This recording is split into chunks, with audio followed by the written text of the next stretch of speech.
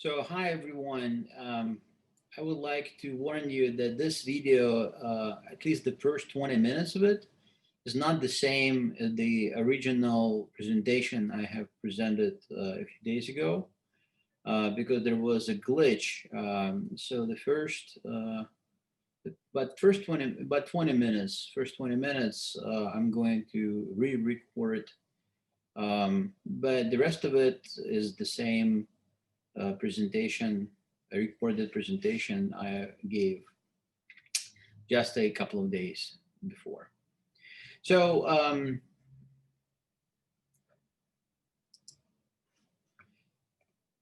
so my name is Dmitry Gordienko. I'm going to say a couple of words about myself.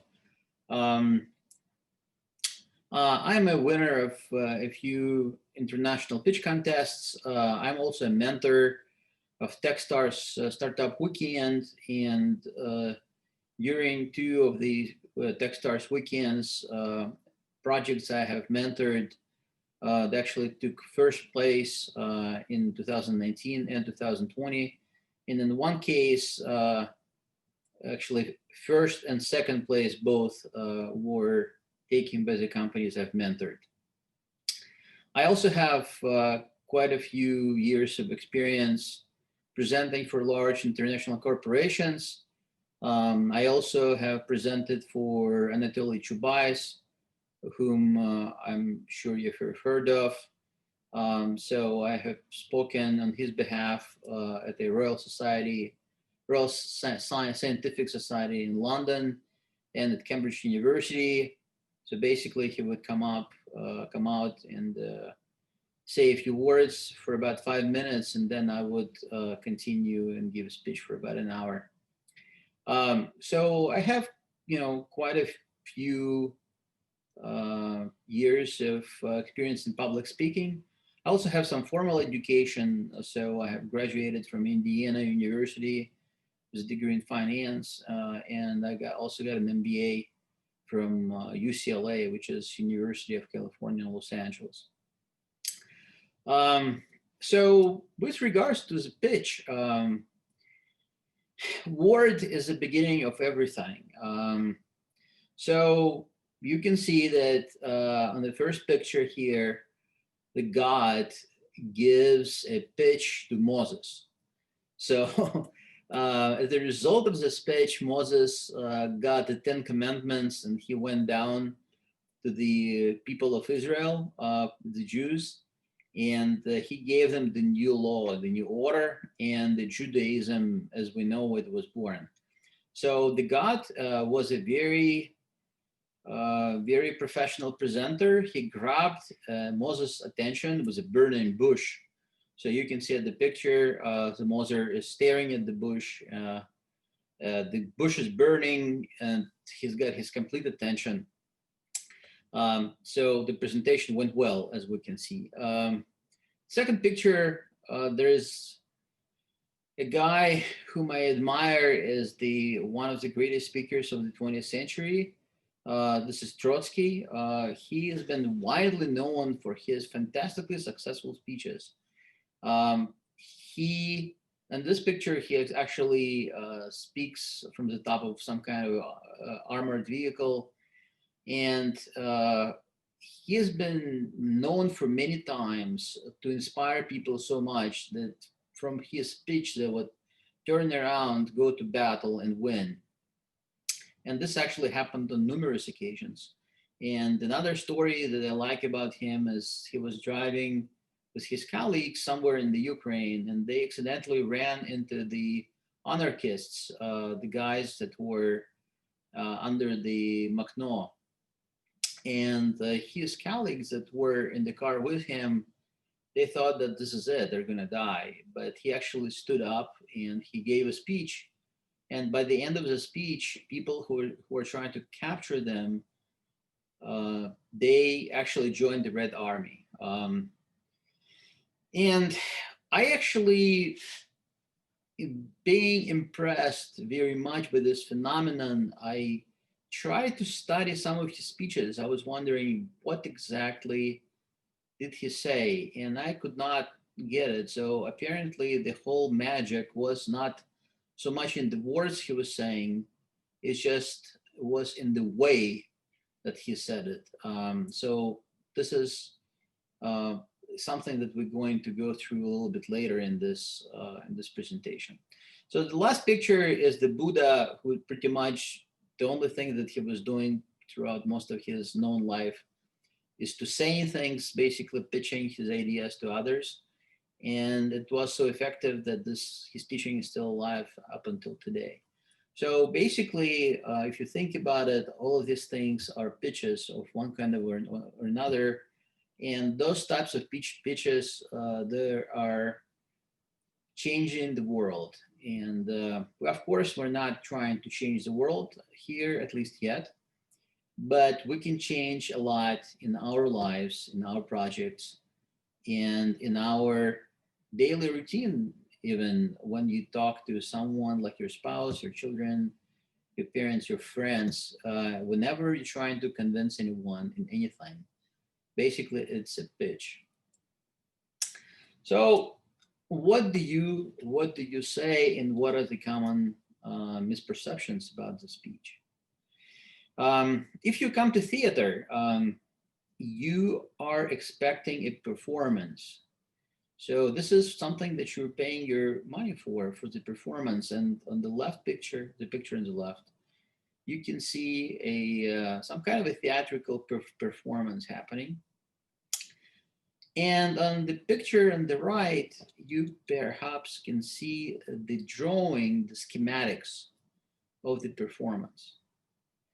So the obvious mistake in this conception, in this concept, would be to explain the drawing, right? And this is what many people do. They're trying to explain how it works instead of giving the performance. People want to see the performance. If you're not performing, if you're going into the nitsy gritty details, people are not going to hear you. So the question, why are people not don't want to hear you? Because you're explaining to them very clearly what you want to say. And there is an explanation why people like the performance and don't like the technical stuff. Um, our brain actually has a number of segments. And one of the ancient segments of our brain, so-called crocodile brain, this is what was formed before your neocortex. And neocortex is something that you actually do the actual thinking with, where you analyze things. This is a very effective tool, but it's kind of slow. So your initial filters are all concentrated in your so-called crocodile brain. And crocodile brain does a very simple job. It actually filters information, whether it pass it on to the complete analysis or to ignore it.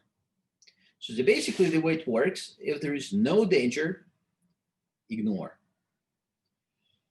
If there is nothing new or interesting, ignore. If it is new and interesting, simplify, forget about the details, pass it on.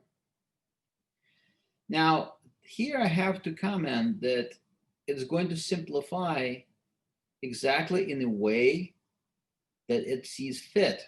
So whatever you're saying is going to get simplified. And that's if simplification is not going to coincide with what you were trying to say, it's your fault, not the brain's, because it should be very, very clear. So when simplified, it should mean the same thing. And then finally, it usually is very reluctant to send anything to the neocortex to solve the issue until if there is no unforeseen or extraordinary situation. So your first job when you're trying to deliver a message to anyone is to get through this filter. So being boring, like in this drawing on the right, getting very, very unengaging message um, is not going to help you. You have to shake your reader. If you remember how they God turning to Moses through the burning bush got his undivided attention. So you have the danger in the form of a fire. You have the extraordinary because he has to stand before the fire in the broad daylight. You have the voice that is coming out of the bush. You have the whole picture of getting through the crocodile brain of anyone. If you see a burning bush and the voice coming out of it, I'm sure you would be astounded at this guy on the picture. So this is something that is your job to do if you're trying to get through to someone who you want to get your message to. In many occasions, the message could be fantastically important, but not delivered properly, it gets completely ignored by the listener. So, unfortunately, in this relatively short speech, I cannot explain to you how exactly make it interesting.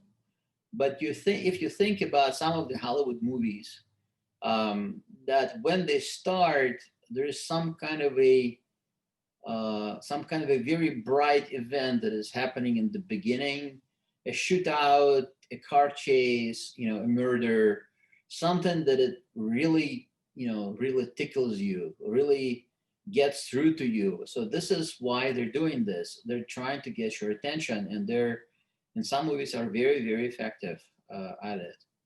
And this is basically called a grabber. So this is something that grabs people's attention. This is something that gets through your crocodile brain, so your neocortex starts seeing what's going on, and you get the attention of the person. So basically, the markers that this crocodile brain has are pretty simple because this whole concept is very simple. If it's boring, it's ignore. Dangerous, you fight or run. And if it's complex, you should decisively simplify and get the bottom line. As I said, this simplification thing is pretty dangerous because if you are not clear, then the simplification is not going to show what you're trying to say. So this is something you should always keep in mind. Whatever you say, it's going to be simplified by the brain. And if you don't think about the simplification trick, then the message may come out very, very different than what you intended to. Now, in terms of the danger, of course, the initial meaning of it was fight or run, but in many cases now, it's more like goes for adrenaline. But again, if you appear to be dangerous in any way, shape, or form to your listeners, they're either going to fight your ideas or run away from it. And usually, this is not exactly what you're trying to achieve. There are some interesting tricks that you can do with this portion, but this is too complicated for this relatively short presentation. So how do you do this? No. So how do you do this? To get into someone's mind, there are simple to describe but not so easy to do steps. The first thing you should do, you should define the frame.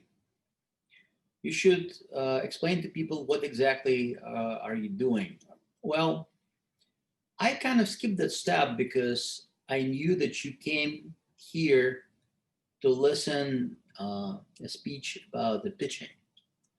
So I did not want to be redundant. It kind of was meant to be.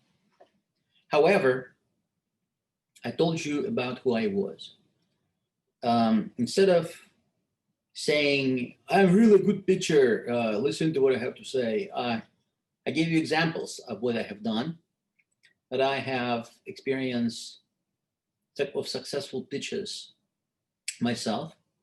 And I also have experience of successful coaching with regards to pitching to the others. Um, so that was my frame that I gave you. So you at least have a reason to believe that you're not wasting your time by listening to what I have to say. Now, the story. Um, Story is always something that people want to hear. As I mentioned before, when you come to theater, you want to see a play. You don't want to see the schematics of the play. You're not there to be explained about the drawings, about the intricacies of getting to the play. You just want to see the play. So, and that is about the story. So, my attempt to tell you the story um, in the very beginning was when I showed you the picture of the burning bush and the Moses. That is a story that, on one hand, is known to most of the people, um, but it's a good illustration also of a convincing pitch of an idea. So it actually has all of the necessary components to illustrate a good pitch, as it's supposed to be because it's coming from the God. Um, but it's a story. It's a story that illustrates the point. So I also gave you other stories about Trotsky and about Buddha, but those all were stories. So I told you a story about what happens when your pitch is fantastically successful. You create something that shakes the universe. As I mentioned on that slide in the beginning, there was a word, but that word has changed everything. And this is the story that I'm trying to tell you. Now, getting down to what you're trying to deliver to your listener, to your audience, you have to intrigue them, because intrigue is something that is leading your audience behind you. You're telling them, okay, follow me. So the reason why they should follow you because they're intrigued. Um, how to intrigue is a different story. The old joke is, do you know how to intrigue people? I'll tell you tomorrow. But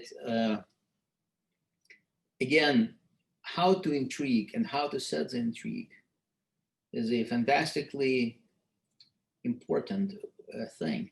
But again, in the end, everything is pretty simple. Basically, you're saying, I know how to make this thing work. I know how to achieve a great success, and you are invited to be a part of it. And this is invitation to some kind of a success, um, if it's delivered properly. Usually is enough so the person at least listens to what you have to say.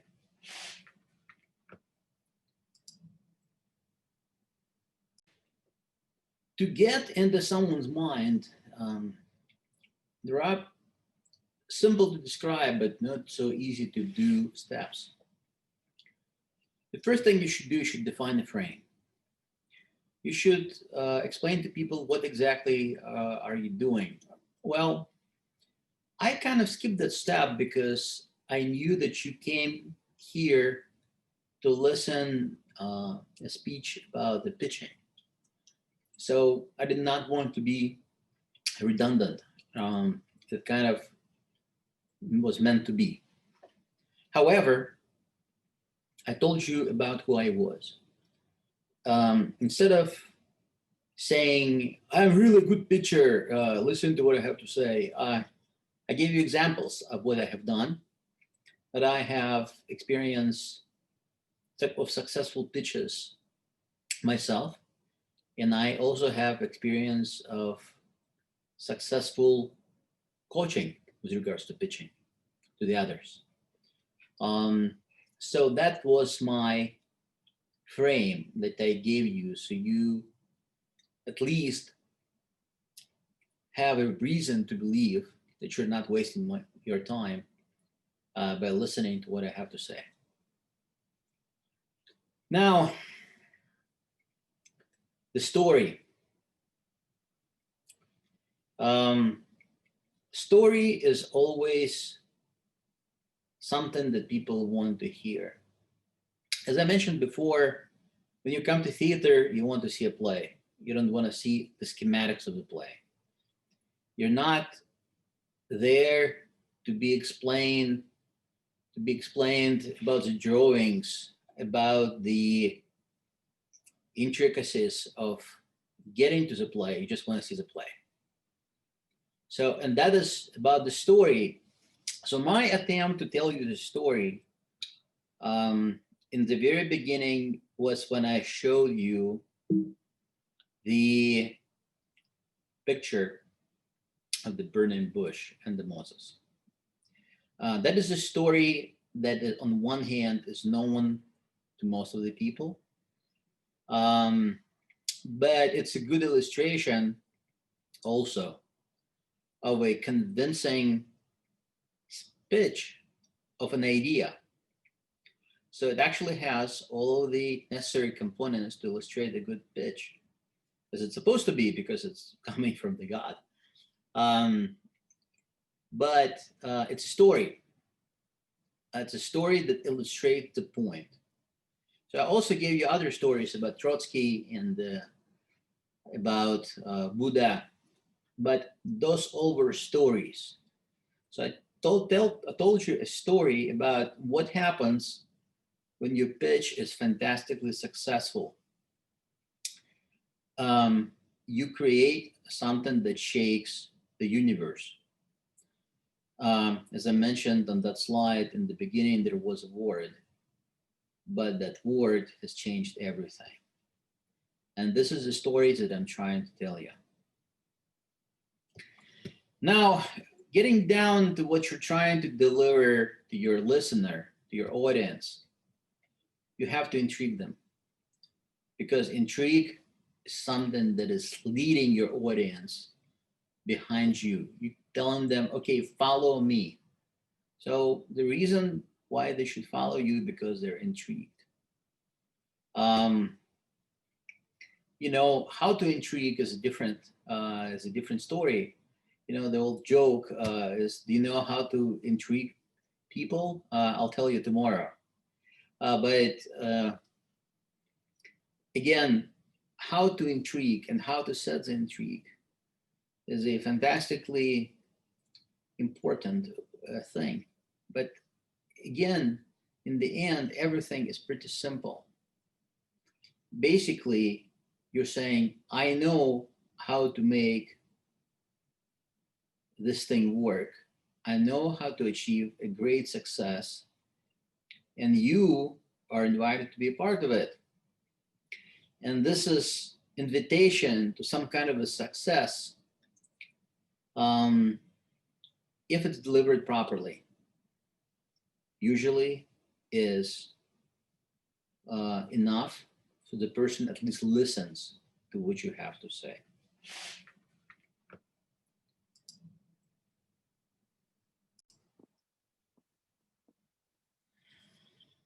All right. So, and the intrigue is something that is designed to get through the filters. Well, in the end, there should be some kind of a reward.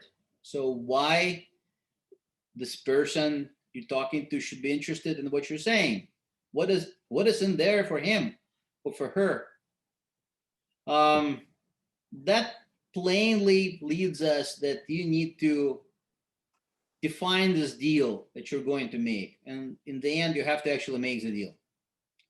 Because if you're not making the deal, then there's no point of the pitch. So in the story I told you about getting admitted into the university, I made the deal by asking when is going to be the test, and she said, okay, you're finished. So it wasn't much of a deal basically, but it was a big deal for me at the time. This is not literally selling, but I was selling myself as it goes. In other cases, you may be talking to your investor, to your startup or a project. You may be talking to your boss about the project, or maybe a salary increase. And this is basically all the same. Whether you're trying to convince your child to do your homework, or you're trying to convince your boss to make a raise, the plan is always about the same. And it works. It's not as simple as it looks, because people may be not as keen to follow your plan. There are numerous ways to contradict the plan and to try to torpedo you from one way or another. But most of these ways are also can be identified and studied, and you can be ready for those. It's a very long conversation, so I'm not going to go into this in much detail today. But most of the stonks also are, very, very much. It's a worked out situation. All right, what's the next?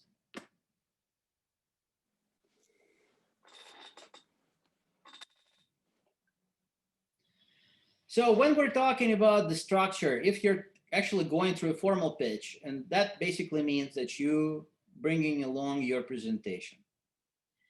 The first thing you need to understand that the presentation that illustrates your oral speech is not the same as the presentation that you may prepare for someone to read. Because if it's presentation to read, then you can actually put quite a bit of text. If it's a presentation that illustrates your oral speech, then the text should be very, very, there should be very little text. There could be 3 to 5 points on each slide. Sometimes you can actually make 2 points, but 3 points is a basic rule. And a company like McKinsey, they actually demand 3 points on every slide that they have. This is their corporate rule, and this is basically a good rule to have, because when you present less than 3 arguments to anything, people tend to think it's not important enough. This is another trick of the mind that we have. So if you're not presenting 3 arguments, people may ignore the argument. So this is the issue to understand. In terms of the basic structure, you can look at the point number 2 is a problem. You always should talk about the problem that you're trying to solve. What is the problem? Why are you talking about this? In my case, I think the problem is that most of the people in the Russian-speaking world, they have very, very little understanding of what the pitching process is. The solution is to study that, because it's not very complicated, but you have to know what it is. You always have to show the economics of what you do. I mean, what is there? What is there? Why is it good? So in our case, it should really increase your success rate in life. Again, this is something that you do every day. You're pitching to everyone. You're probably pitching numerous times throughout the day. So if you do it better, then your life is going to improve. Markets. Well, in our case, the market is everyone who's trying to deliver a message, but in most of cases, of course, it's something else. So if you're talking about, for example, tourism, then talk about what is the market size, how people make money, why are they making money this way? Talk about the competitors, who is there, why are they doing this?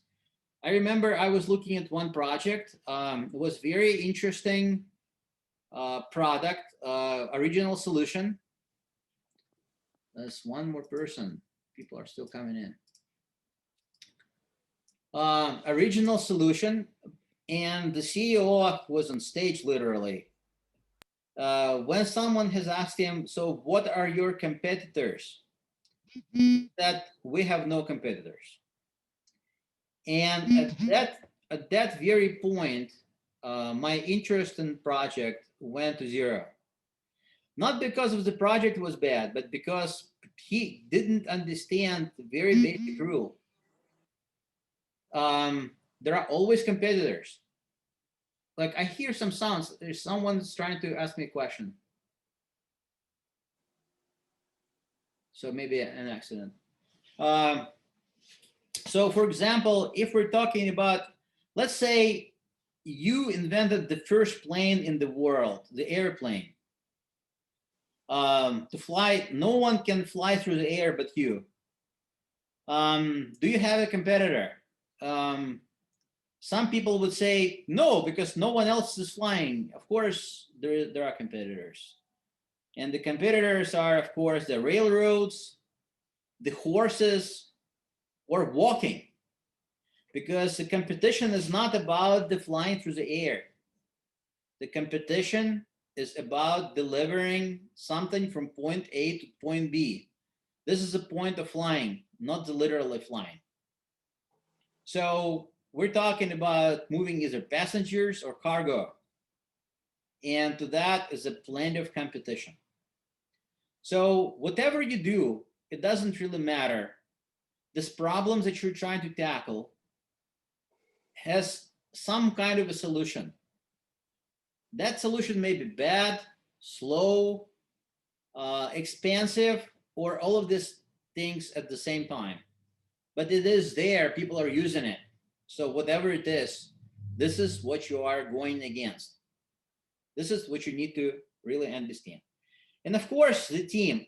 The team, I'm going to talk about a separate slide, but this is one of the most important points of the pitch if we're talking about the project or a startup. Because most of the cases, when I'm looking at something and I decide to pass, is not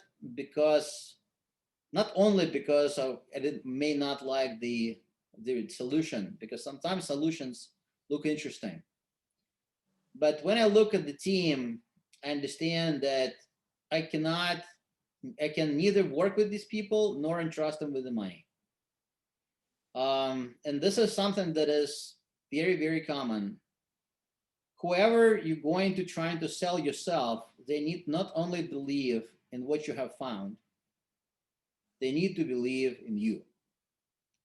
And you are one of the main selling points of whatever you do, because it doesn't really matter if you have found, I don't know, a gold mine.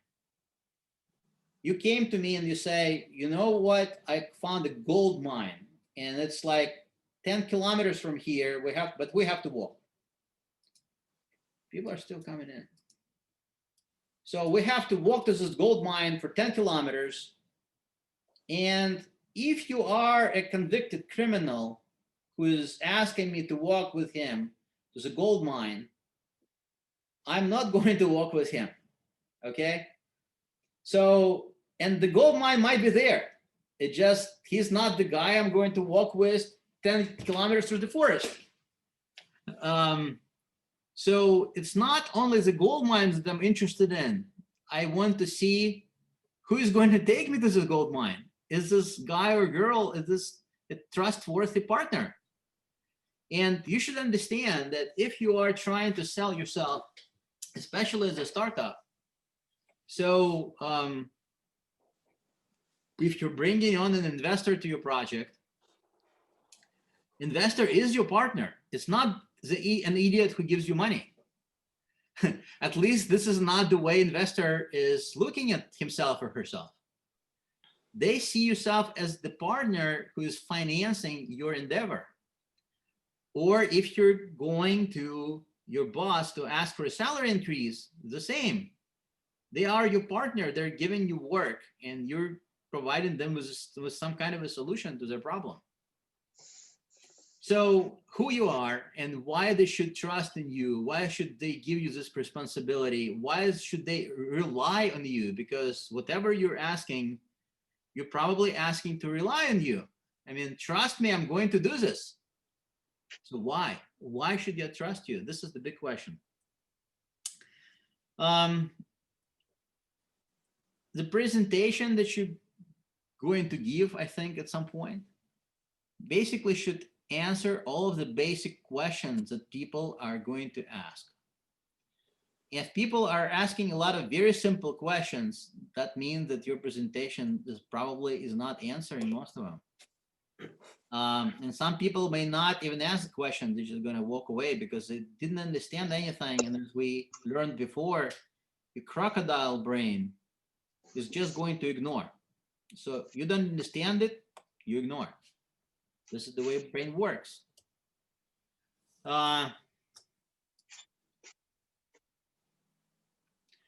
So as I said, you are the key element of this whole exercise. So you have to be convincing and trustworthy. So you're going to make a deal with this person, right? You're going to present them with a hook and make a deal.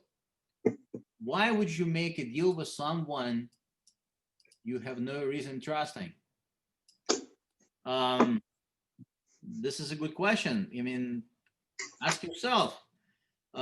You're walking in the street, someone is approaching you, and he says, you know what, I have found this gold ring, and it's real gold, but I really need the money. Buy it from me for 1,000 rubles. I mean, the first thing you're going to think is that this person is a liar. They're trying to sell you, they're trying to make a fool out of you. And this is basically the same as a lot of other pitches that you do, especially when you pitch to people you don't know. Basically, you're coming to them and you say, here's a gold ring, buy it from me. Why should they be trusting you?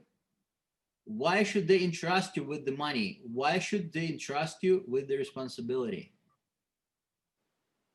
In most of the cases, when I listen to the pitches, my answer to this is, I have no idea why I should trust this person. I have no clue. And this is pretty much the end of it, because then it doesn't really matter what they're offering. If you're not trusting this offer, then it doesn't really matter what it is. How to be trustworthy is a separate art. You actually should be, probably. But of course, some of the crooks, they're very, very good at being trustworthy. This is how they work, the crooks. But it's an art. This is something that you should be thinking about whenever you do your pitch. And what is there? What else is there? So how do you do this? You should plan. You should practice, and any pitch should be practiced a lot. I've read a book about the public speech was written by a professional pitcher. He's a guy who actually is making money by raising funds in the United States. And among many stories he was telling in this book was the one like this. He was pitching for a big project to a big-time investor in New York. And the investor was so amazed by the way he was pitching and the way he responded to all of the bad questions and doubts. He actually invited him to a private conversation, and the investor asked, so how did you do this? How much time did you spend to prepare for this? And the guy said, more than 10,000 hours. And of course, the guy who was asking he probably thought he would answer, I don't know, 20 hours, 30 hours, 40 hours, but not 10,000. And he was amazed, and he realized it's a very thought out strategy and not an accident. So he ended up giving him an offer to work for him, and the pitcher refused the offer. But if you think about this, this answer was quite impressive for many reasons. First,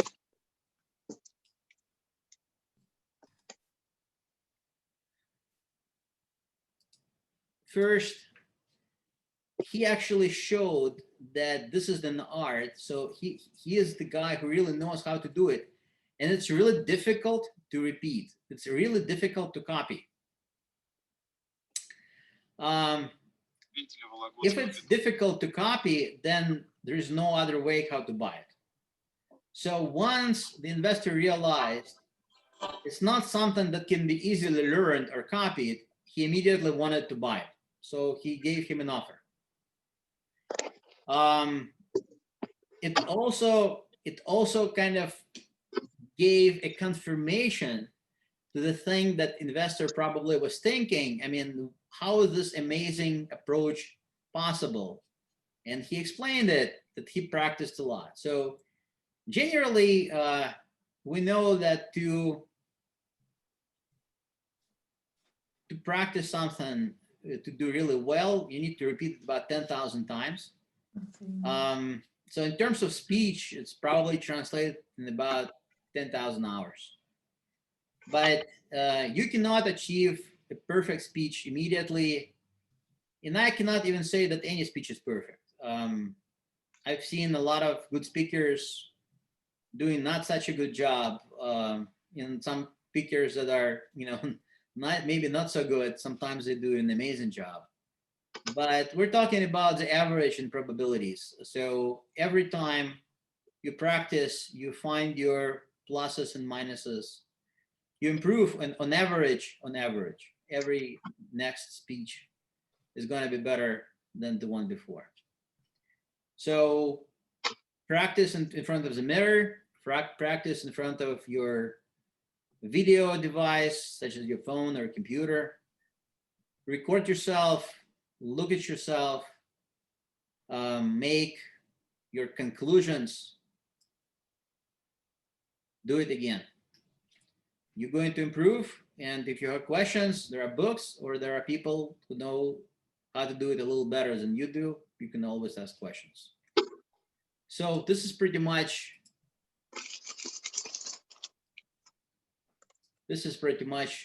what it is. And so there are some questions. So I see the first question: how can you cope with the stress while pitching? So this is my email address, by the way. You can copy it and send me a message if you really want to. I'm not promising I'm going to coach you for free, though. But a short question I may answer. How can you cope with the stress while pitching? There are a number of ways of doing this. To me, it's not such a big issue, unfortunately for you, because I've been pitching or doing the public appearances since I was a child. When I was a child, I was doing, the music and singing, and I think the first time I was singing before a large audience, I was 4, and was probably not a single year in my childhood or in my teenage years that I would not do something on the stage in front of a room full of people. So for me, it's kind of a natural thing. So I didn't really care. In fact, the bigger the audience, the better it is for me, the more energy I get from it. So you have to understand that you can either give the energy to your speech or you can actually charge yourself with that. So I'm charged by public speaking. I love public speaking. I enjoy it. And if you learn to enjoy it, that's going to turn your entire relationship with public speaking. At the same time, I understand it's very easy to say and maybe not such an easy thing to do. So a simple solution is to breathe. If you're really, really worried, breathe deeply. I'm serious. You should like take 5 to 10 really deep breaths. So you should breathe deeply until the point that you feel that your adrenaline kind of comes down a little bit. So there are other ways of doing this. I actually used it only once, this deep breathing technique, but to me it worked really, really well. Could you tell us a bit about elevator pitch? So elevator pitch is such a thing when you have like 30 seconds to 1 minute to explain something to anyone. So there's a simple rule. The only thing you can do in 1 minute is to get someone interested. You cannot explain anything in 1 minute. So you should find this 1, 2, 3 sentences that will make this person to come back to you later on, or tell you, okay, walk with me, tell me more, or what's your number, or here's my number, call me tomorrow. So, but this is pretty much the only thing that you can get out of the elevator pitch. More interest. So it should be something that really gets through this crocodile brain of his or hers. Something that is unusual, something that's very interesting, and something that is really, really quick. But again, remember the analogy I told you. You're walking in the street and somebody is trying to sell you a gold ring, a person you don't know. So think about this. How do you make this idea that you're telling in the elevator anything remotely trustworthy? So this is a question. So one of the ways of doing it would be properly introduce yourself really, really fast. I don't know. I'm a former employee of Google. For example, when I was at UCLA, we were doing, doing my MBA, and we were doing our diploma work. And at MBA in the United States, our diploma work was it was a group thing, and we were doing actually a real project. And the project had to dealt with the pricing for movie theaters, and actually like some kind of a movie theater chain has paid for this. So we came up with a model of how to properly price movie theater tickets. And a portion of it, we had to ask like random people a number of questions. We came up with a questionnaire. We actually asked students at UCLA, but our professor told us, you have to get on the street and ask normal people, because students at UCLA are not normal people. So we went to the promenade in Los Angeles, which is like a street with people only, there's only walking people on the street, there are no cars. And we were walking around and asking people to fill up the questionnaire. And the people do not react well when somebody approaches them on the street and asking for something. So I had to come up with a way of quickly overcome this fear.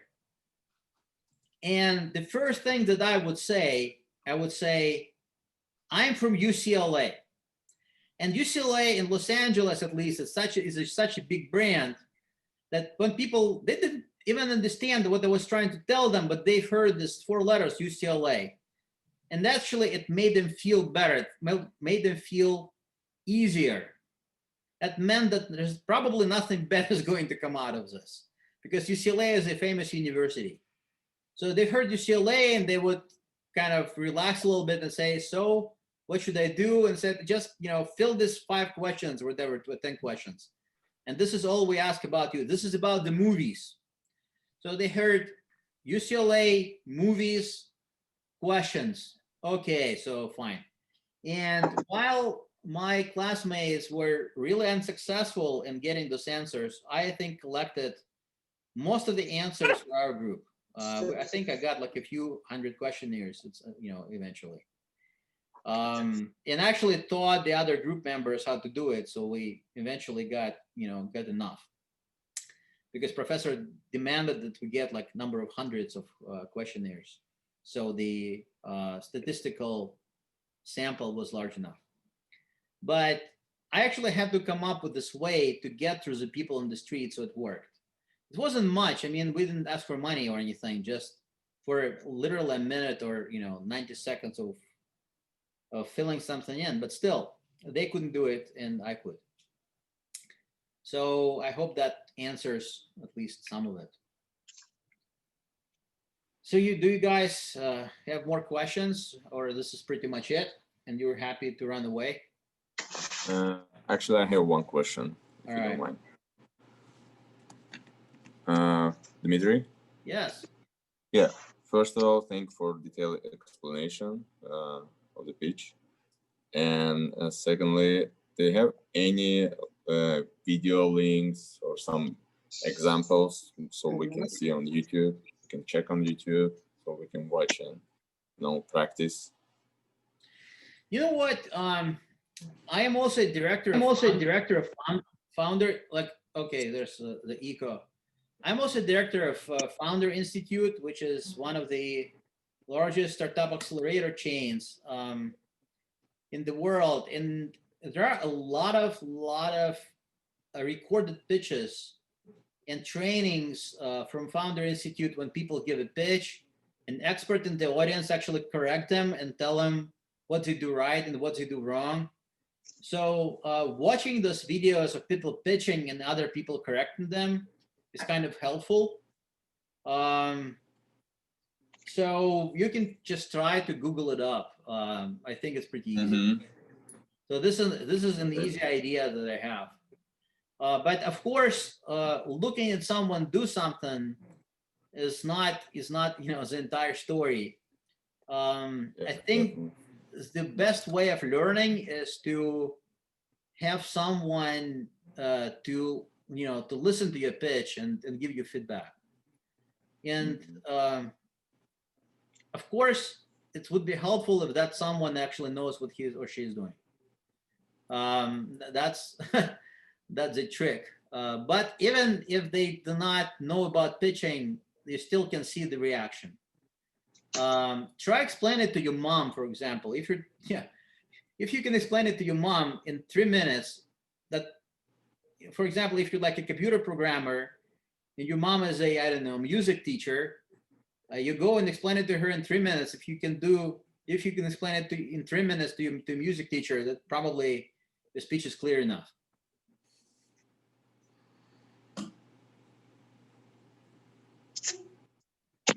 Okay, but thank you. Don't speak English, I think. What? Yeah, thanks. Anar Seydov, Shedov.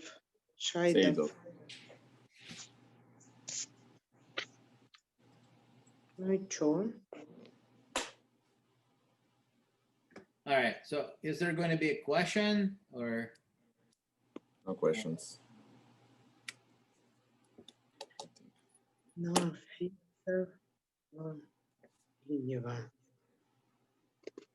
Hi guys.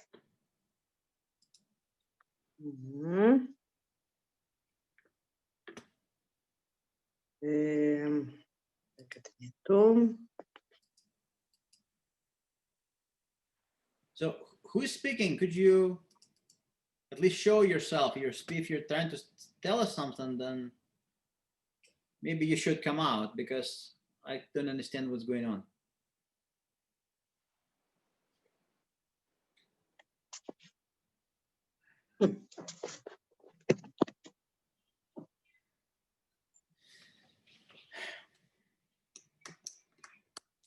But what I can tell you is that when we work at the Founder Institute, we helped some people to improve their pitch and to understand how it's done. And that's actually it always takes a while, because some people get it faster, some people get it slower. Some people are really good at following instructions, so you explain to him or her how to do it, and almost immediately you see the result. And some people actually do it over and over again, and you explain them, and you tell them what to do, and they come back and they do exactly what they did before. So, you know, like in anything else, there are some people who are better at it, and some, you know, for some it actually comes slower. But in any event, this is something that you cannot really avoid in life. This is something that you will do anyway in your life. So it's better to start now. I think now is the best time to learn the pitch, because you never know what's going to happen tomorrow. And every time you do it, even when, I don't know, a police officer stops you on the street, you want to pitch him something so he doesn't give you the ticket. Knowing about how to do it helps in every life situation. And sometimes it's those situations come unexpectedly. But actually, it's easy to explain to police. So explain to audience, like in front of the 100 people. I think it's a little bit, you know. I'm going to tell you it's not much different. Yeah. Because the technique is the same. You have to get through the crocodile brain and make it interesting. And I mean, it's easy to say make it interesting. I mean, what does it literally mean, right? I mean, how do you make it interesting?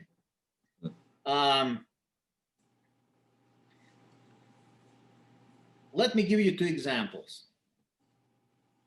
In the first example, I'm going to tell you that, well, let me see.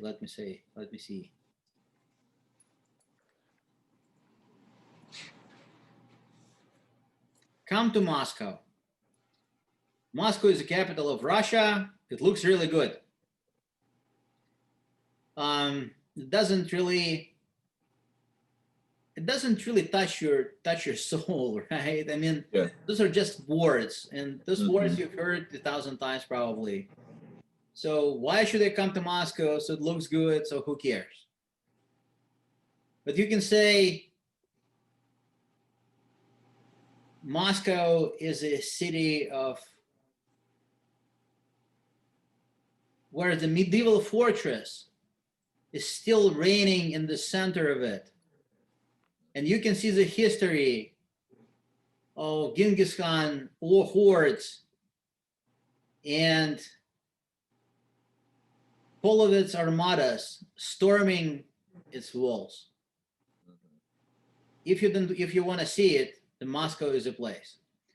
I mean, I'm not saying this is the perfect pitch, but you can see easily the difference between the first and the second version. First version is very, very plain.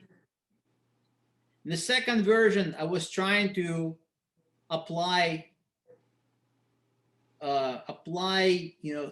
appeal. I was trying to appeal to your feelings, to something that you like, to paint a picture of something intriguing, the medieval fortress, the Genghis Khan hordes.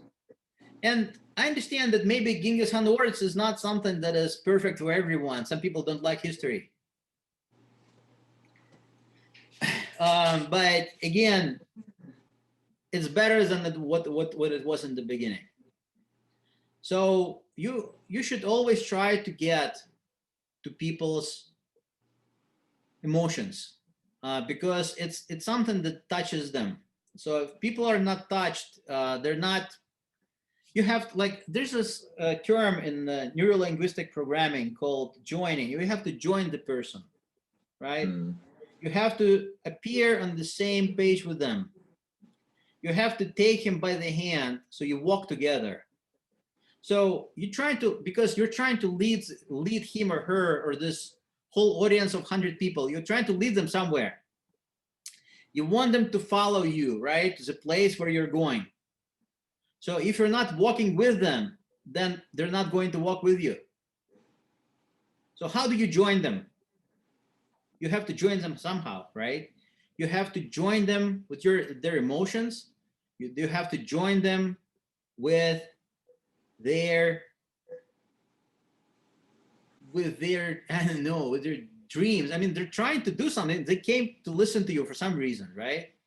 That means that they want something. So they're hoping that you're going to lead them to this place. So it's your job to convince them that you're going to where they want to go. So how do you join them? Okay, at this point, I have another question. Is there any limit for entertainment you can show to audience? Like or you can be just a little conservative, you know, or you can show them fireworks. You know what? It really depends on the personal style. Some people manage to tell seemingly unrelated stories that actually make excellent points. It's a separate art. I mean, if you can get to that point, then your speaking abilities are, very, very, very, very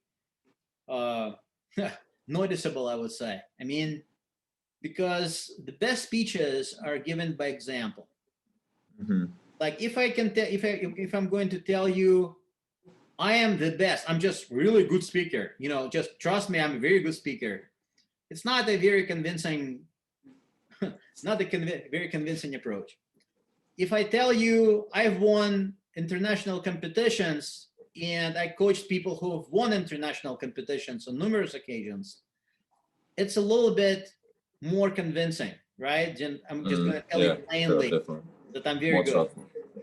So if you're illustrating, so make your point by illustration.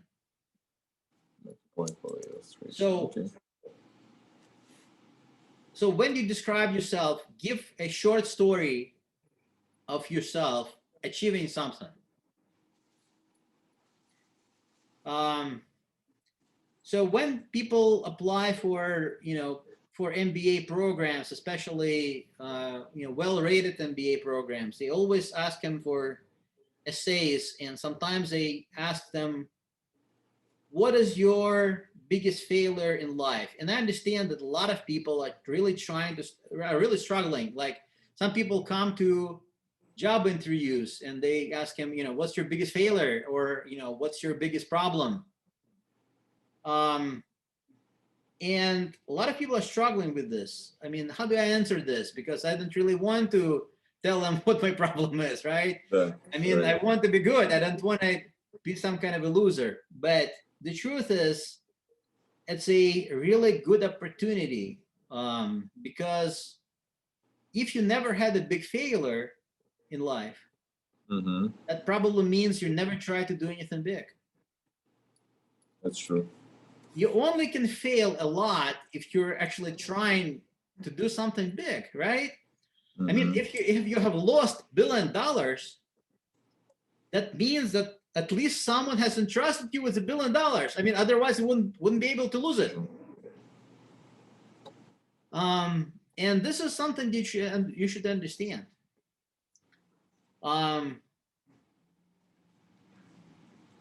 So there's a group in Mystical Failure. They actually go through those failure stories, trying to learn from it. But even this may bring you a lot of points. For example, to me, my biggest failure in life, when I actually trusted a guy whom I thought was my friend, and I lost a lot of money, and that was my biggest lesson. So my biggest lessons in life were my biggest failures. So, and main thing it taught me, it was about procedures, but because I actually followed the procedures, even though he was a friend of mine, I was able to recover, not all of it, but a lot of it. Just thanks to the procedures that actually followed very well.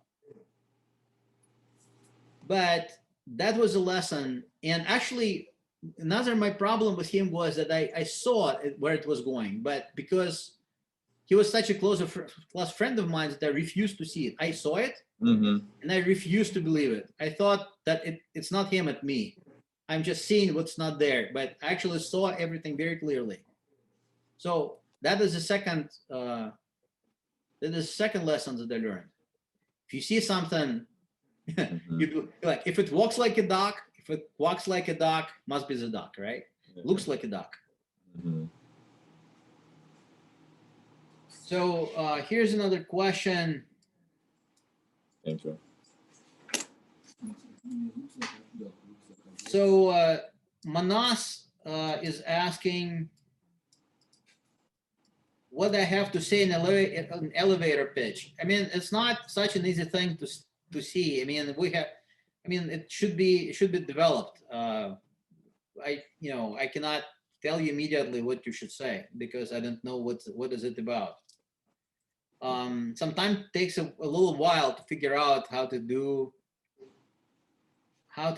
a proper elevator pitch. So I do not have a ready solution for you here, Manas. Dmitry Oreshkin is asking, very important, how many of money in the market, and how do you make a part of this money? That's probably a statement, not a question, so I'm not sure what it means.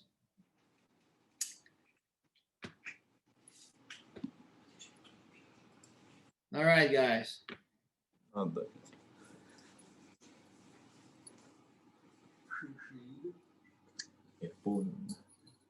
So has been more than an hour now. So if you guys don't have any more questions, we probably could No questions. bring it to the end.